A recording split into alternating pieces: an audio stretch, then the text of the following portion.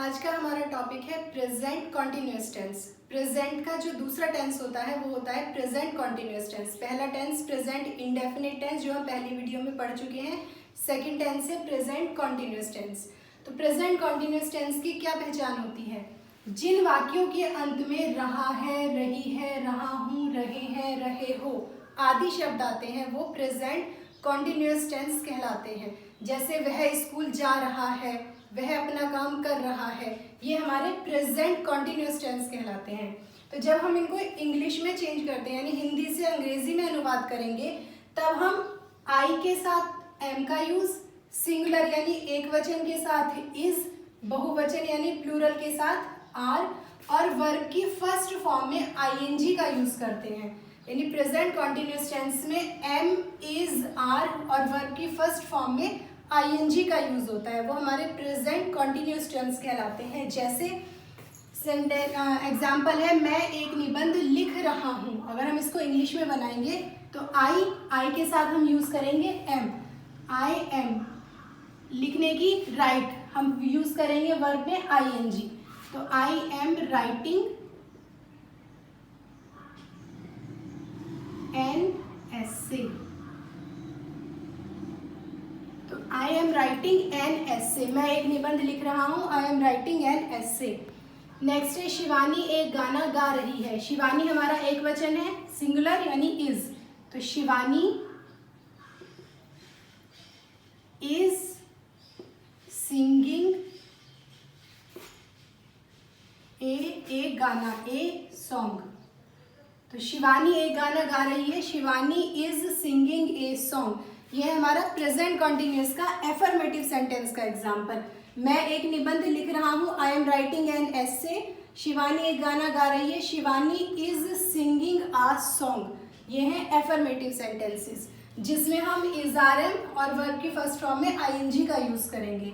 इसके बाद आते हैं हम नेगेटिव पर। अगर वाक्य में नेगेटिव सेंटेंस है यानी कि वाक्य में नहीं दिया गया है तो वो हमारा नेगेटिव सेंटेंस है। जब हम नेगेटिव सेंटेंस में हम यूज करेंगे वही इज, आर, एम। बस करना क्या है, उसके साथ में नॉट और जोड़ देना है, यानी इज नॉट, आर नॉट और एम नॉट। और वर्ब में आईएनजी फॉर्म जैसे हमने यहाँ यूज की थी वैसे ही हम यहाँ यूज करेंगे। इज, आर, एम जैसे यहाँ यूज करे थे, आई के साथ एम, एक वचन के साथ इज, बहुवचन के साथ आर। बस इनके साथ में नहीं है अगर तो हमें नॉट और लगा देना है। जैसे एग्जाम्पल देखते हैं, तुम क्रिकेट नहीं खेल रहे हो, तुम, यू। अब यू हमारा बहुवचन है तो हमें क्या लगाना है, आर। तो यू आर। अब नहीं खेल रहे हो तो not, you are not playing cricket, you are not playing cricket. अगर नहीं वाला वाक्य है तो हमने नॉट और लगा दिया है, you are not playing cricket. ये है हमारा नेगेटिव सेंटेंस का एग्जाम्पल। अब हम आते हैं इंटेरोगेटिव पर। इंटेरोगेटिव में यदि क्या वाक्य के आरंभ में हो, जैसे क्या तुम अपना काम कर रहे हो, क्या तुम स्कूल जा रहे हो, तो उस क्या की अंग्रेजी इज, आर, एम भी हम सब्जेक्ट के अनुसार, यानी आई है तो एम, एक वचन है तो इज, बहुवचन है तो आर, तो हम सब्जेक्ट के अनुसार वाक्य के आरंभ में ही लगाते हैं। यानी कि उस क्या की अंग्रेजी अगर वाक्य के क्या शुरू में है तो हम इज, आर, एम भी वाक्य के शुरू में लगाएंगे, उसके बाद हम सब्जेक्ट लगाएंगे और उसके बाद हम वर्ब में आईएनजी का यूज करेंगे। जैसे क्या वह एक पत्र लिख रही है। अब इस क्या की अंग्रेजी हम लगाएंगे, वह हमारा एक वचन है तो इज, क्योंकि क्या है इस क्या की अंग्रेजी इज। क्या वह इज शी क्या कर रही है, लिख रही है, तो is she writing a letter, is she writing a letter. क्या वह एक पत्र लिख रही है, is she writing a letter. ये हमारा इंटेरोगेटिव। यदि शुरू में इसके क्या दिया गया है तो हम उस क्या की अंग्रेजी इज लगाते हैं। अब इसके बाद आते हैं हम प्रश्नवाचक में। यदि वाक्य के बीच में प्रश्नवाचक शब्द दिया गया है, यानी यहाँ तो प्रश्नवाचक तो था लेकिन यहाँ क्या था उसके शुरू में, यहाँ पर कोई भी प्रश्नवाचक शब्द जैसे क्या, क्यों, कब, कहाँ, कैसे, वो वाक्य के बीच में दिया गया है तो पहले उस शब्द की अंग्रेजी, यानी कब, क्यों, कहाँ, क्या, कैसे, जो भी शब्द दिया गया है पहले उस शब्द की अंग्रेजी लगाएंगे, उसके बाद हम इज आर एम लगाएंगे वही सब्जेक्ट के अनुसार, उसके बाद हम सब्जेक्ट लगाएंगे और फिर वर्ब में हम आईएनजी का प्रयोग करेंगे। जैसे यहाँ पर कौन सो रहा है, कौन की इंग्लिश हु, यहाँ पर कौन सो रहा है तो हु इज स्लीपिंग, यहाँ पर here, who is sleeping here, इसमें सब्जेक्ट नहीं है क्योंकि जो हु है वो ही अपने आप में एक सब्जेक्ट है।